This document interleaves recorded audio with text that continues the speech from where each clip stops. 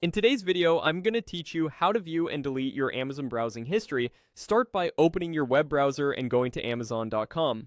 Make sure you're signed into the correct account you want to manage because your browsing history is tied to your account and can sync across devices.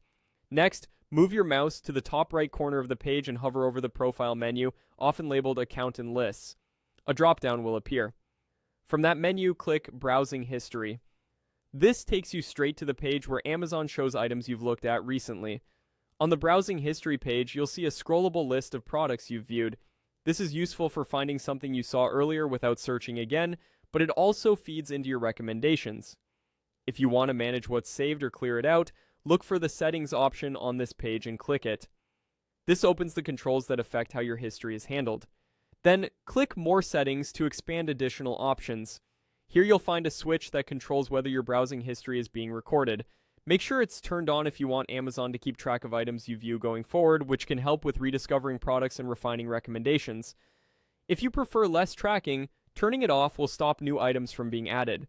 Just remember that affects only what's saved going forward, not what's already there. If your goal is to clear your current history, choose Remove all items from view. Confirm when prompted. This wipes the visible list from your account's history page and helps reset the product suggestions you see. Keep in mind, removing items from your browsing history doesn't delete orders, wish lists, or anything you've purchased. It only hides the viewed items list and can influence what Amazon recommends next. After clearing, you can stay on the page to confirm it's empty. As you continue shopping, anything you view will begin appearing here again if the history switch is on. If you prefer to be selective, you'll also notice that individual items typically have a way to hide them from view, so you can tidy up without removing everything at once. For shared computers, it's a good idea to sign out when you're done, especially if you value privacy. That way, your history and recommendations stay tied only to your account. And that's it.